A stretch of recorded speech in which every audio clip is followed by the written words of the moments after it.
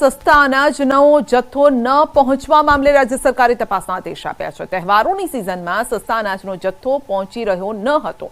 આ મામલે રાજ્ય કક્ષાના મંત્રી ભીખુસિંહ પરમારે કહ્યું છે કે જો કોઈ ભૂલ અથવા તો ખામી સામે આવશે તો જવાબદારો સામે કાર્યવાહી કરવામાં આવશે।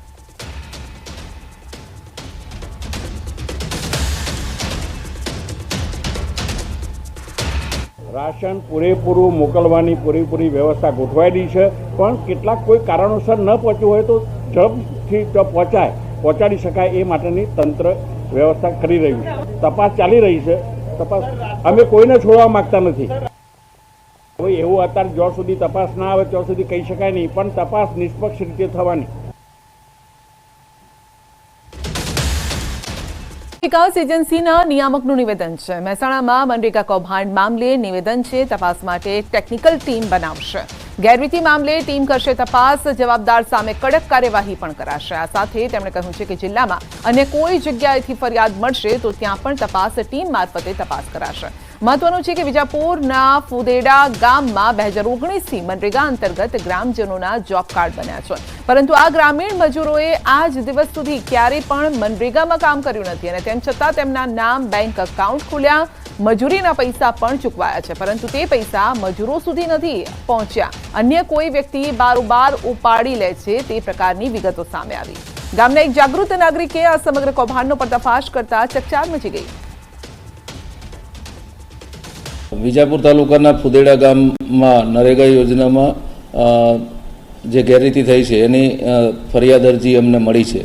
આ ફરિયાદ અરજી અને અમે જિલ્લા કક્ષાએથી એક તટસ્થ તાંત્રિક કર્મચારીઓની ટીમનું ગઠન કરી અને ટીમ મારફતે અમે એની તપાસ કરાવીશું અને તપાસ ટીમના અહેવાલના આધારે અમે જે જવાબદારો હશે એની સામે જરૂરી શિક્ષાત્મક કાર્યવાહી હાથ ધરીશું।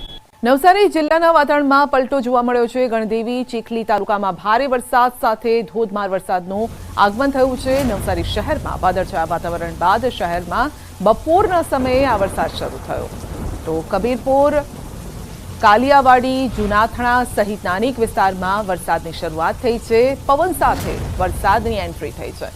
વાતાવરણમાં ઠંડક પ્રસરી છે। હવામાન વિભાગ દ્વારા નવસારી સહિત દક્ષિણ ગુજરાતમાં છૂટાછવાયા વરસાદની આગાહી છે અને આગાહી વચ્ચે જ વરસાદનું આગમન થયું છે। તો લાંબા સમય બાદ વરસાદ વરસી રહ્યો છે। સારો એવો વરસાદ આજે જોવા મળ્યો છે। જોકે હવામાન વિભાગ અને હવામાન નિષ્ણાતો પણ કહી રહ્યા છે કે વરસાદનો નવો રાઉન્ડ હવે શરૂ થઈ રહ્યો છે। તો 23 તારીખથી ભારે વરસાદની આગાહી પણ છે અને આ વચ્ચે જ દક્ષિણ ગુજરાતમાં આજે વરસાદની રમઝટ જોવા મળી રહી છે। તો ગ્રામ્ય વિસ્તારોમાં વરસાદ છે અને એ પ્રકારે ધોધમાર વરસાદ વરસી રહ્યો છે કે વિઝિબિલિટી પણ નથી, એટલે વાહન ચાલકોએ પણ સાચવીને વાહનો ચલાવવા પડે તે પ્રકારની સ્થિતિ છે। વધુ અપડેટ મેળવીશું સંવાદદાતા ભાવિન પાસેથી। જી ભાવિન, લાંબા સમય બાદ વરસાદની એન્ટ્રી છે, આગાહી મુજબનો વરસાદ। જે ચોક્કસથી સંધ્યા જો વરસાદને લઈને વાત કરવામાં આવે તો એક વીકના વિરામ બાદ નવસારી જિલ્લામાં ફરી ધોધમાર વરસાદની શરૂઆત થઈ છે। સવારથી જે રીતના વરસાદી વાતાવરણ સર્જાયું હતું એના કારણે બપોર બાદ એટલે કે બપોરના સમયે જે આકરો તાપ હતો અને આકરા તાપ બાદ અત્યારે ધોધમાર વરસાદ નવસારી જિલ્લાના ખાસ કરીને ગણદેવી અને ચીખલી તાલુકામાં વરસી રહ્યો છે અને એના કારણે વાતાવરણમાં ઠંડક તો પડતી છે, પરંતુ ધોધમાર વરસાદના કારણે જે છે ખેડૂતો પણ ખુશખુશાલ થઈ ચૂક્યા છે। અને બીજી બાજુ નવસારી શહેરની વાત કરવામાં આવે તો નવસારી શહેરમાં બી હાલ ધીમી ધારે સંધ્યા વરસાદ વરસી રહ્યો છે। ગોડાઉનમાંથી 8000 લીટર તેલ ગાયબ થયું છે અને આ મામલો સામે આવ્યો છે। આ મામલે રાજ્ય કક્ષાના મંત્રી ભીખુસિંહ પરમારનું નિવેદન સામે આવ્યું। તેમણે કહ્યું છે કે રાજ્ય સરકાર આ મુદ્દે ખૂબ જ ગંભીર છે। સરકાર નિષ્પક્ષ તપાસ કરશે। તો વ્યાજબી ભાવની દુકાન બનશે જન પોષણ કેન્દ્ર। વ્યાજબી ભાવની દુકાનો જન પોષણ કેન્દ્રનો પાયલટ પ્રોજેક્ટ થયો છે શરૂ અને ભારત સરકારના ખાદ્ય અને પુરવઠા વિભાગે શરૂ કર્યો છે અમલ। પાયલટ પ્રોજેક્ટમાં અમદાવાદની 15 દુકાનોનો સમાવેશ થયો છે। હવે વ્યાજબી ભાવની દુકાનો પર જીવન જરૂરિયાતની વસ્તુઓ સસ્તા દરે મળશે। અમૂલની ઓર્ગેનિક પ્રોડક્ટ પણ મેળવી શકાશે। કેન્દ્ર સરકારની જન પોષણ કેન્દ્ર યોજનાને ગુજરાતમાં વધુ વિકસાવવામાં આવશે અને કાર્યક્રમમાં કેન્દ્રીય મંત્રી પ્રહલાદ જોશી વર્ચ્યુઅલી જોડાયા। અન્ન નાગરિક પુરવઠા મંત્રી કુંવરજી બાવળિયા પણ હાજર રહ્યા। રાજ્ય કક્ષાના મંત્રી ભીખુસિંહ પરમારનું નિવેદન છે કે સરકારે દુકાનદારોની ચિંતા કરી છે। NFSA હેઠળ 3 કરોડ લોકો નોંધાયા છે। પહેલા 15000 આવક મર્યાદા હતી અને હવે 20000 આવક મર્યાદા કરી છે। કે અહીંથી એક તો ક્વોલિટીયુક્ત વસ્તુ મળશે અને વ્યાજબી ભાવે મળશે, છેતરાવાનો કોઈ પ્રશ્ન નહીં, ભેળસેળયુક્ત નહીં હોય અને એ રીતે દુકાનદારને એને જે સરકાર જે અનાજને જે આપે છે, ચોખા ઘઉંને આપે છે, એના સિવાયનું આ વેચીને થોડોક વધુ નફો પહેલાજભાઈની જે ચિંતા છે એ ચિંતાને દૂર કરવા માટે ભારત સરકારે અને રાજ્ય સરકારે વિચાર્યું છે. એટલે મને લાગે છે કે આમાં ઘણો બધો ફાયદો થવાનો છે. ગાંધીનગરમાં નબીરાઓ બન્યા છે બેફામ. હાઈવે પર કારના કાફલા સાથે કર્યા જોખમી સ્ટન્ટ.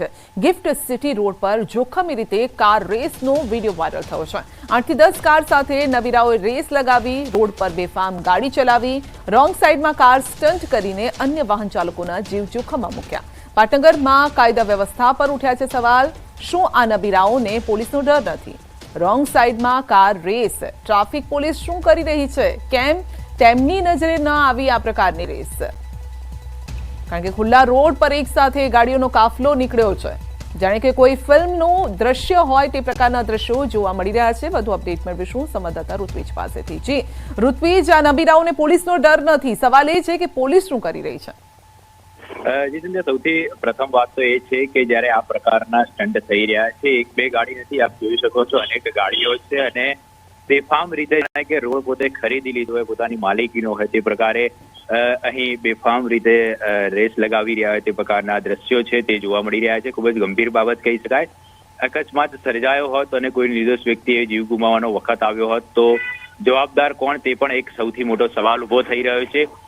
ગિફ્ટ સિટીના દ્રશ્યો છે કે જ્યાં આ પ્રકારે જે પ્રકારે બેફામ રીતે ડ્રાઇવિંગ કરવામાં આવી રહ્યું છે, ઉપરાંત તેનો વિડીયો પણ બનાવવામાં આવી રહ્યો છે અને સોશિયલ મીડિયાની અંદર વાયરલ કરવામાં આવી રહ્યો છે. એટલે સ્પષ્ટપણે અંદાજ લગાવી શકાય છે કે આ જે નબીરાઓ છે તેને જાણે પોલીસનો કોઈ ડર જ ન હોય, કાયદાનો કોઈ ડર જ ન હોય તે પ્રકારનું વર્તન તેઓ કરી રહ્યા છે. પોલીસ દ્વારા હવે કયા પ્રકારની કડક કાર્યવાહી? શમસાબાદ ગામમાં મનરેગા યોજનાના કૌભાંડ મામલે ગુનો દાખલ કરાયો છે.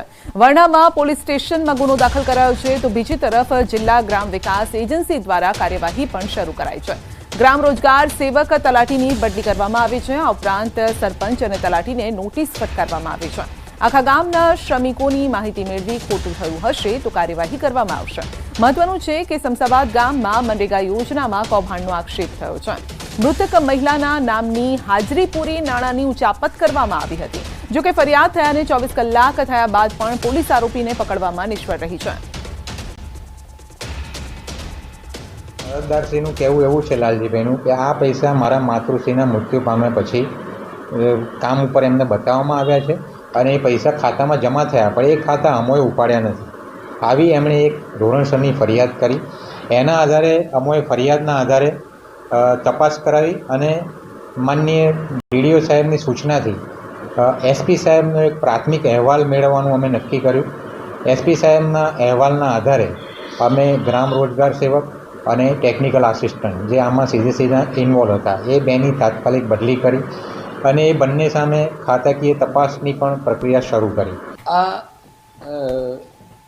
મનરેગા યોજના ની ચીટ કરેલ હોય જેથી એ બાબતે ટીડીઓ વડોદરા નાઓએ માધુરીબેન પટેલ નાઓએ અત્રેના પોલીસ સ્ટેશનમાં ફરિયાદ આપેલ છે અને હાલમાં આ ફરિયાદ અનુસંધાને કોણ આરોપી છે એની તપાસ તજવીજ. માંગરોળ બાદ કામરેજ તાલુકામાં વરસાદ, વાદળછાયા વાતાવરણ વચ્ચે વરસાદ શરૂ થયો છે અને અત્યારે ઝમાઝમ વરસાદ પણ વરસી રહ્યો છે.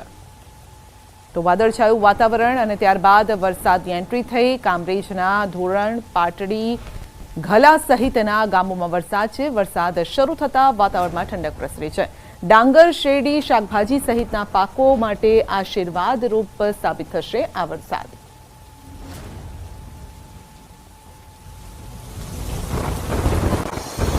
સામાન્યથી મધ્યમ વરસાદની આગાહી કરી છે. આવતીકાલે નવસારી, વલસાડ તેમજ દમણ દાદરા નગર હવેલીમાં ભારે વરસાદની આગાહી છે.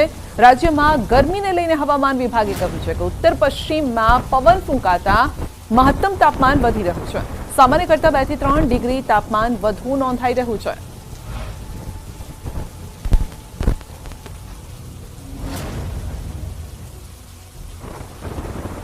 जहाँ पर हैवी रेनफॉल की वार्निंग है वो डिस्ट्रिक्ट है नवसारी, वलसाड़, दमन और दादरा नगर हवेली। 6 के लिए जहां पर हैवी रेनफॉल की वार्निंग और साथ में येलो अलर्ट जारी है वो डिस्ट्रिक्ट है साबरकांठा और अरावली डिस्ट्रिक्ट है। जो डिस्ट्रिक्ट है जहां पर थंडरस्टॉर्म की वार्निंग है वो डिस्ट्रिक्ट है नवसारी, वलसाड़, दमन और दादरा नगर हवेली। और जो विंड की स्पीड होगी वो 30 से 40 kmph और साथ में जो गस्टी विंड होगी वो 45 kmph के आसपास रहने का पूर्वानुमान है। आज के लिए अहमदाबाद और गांधीनगर के लिए लाइट टू मॉडरेट रेन का पूर्वानुमान है। अहमदाबाद में भी डिस्कम्फर्ट कंडीशन अभी बनी हुई है जिसके कारण कल जो टेम्परेचर 36 डिग्री सेल्सियस के आसपास मैक्सिमम टेम्परेचर रियलाइज हुआ है और ये आज भी इस टाइप की सिचुएशन बनी रहेगी।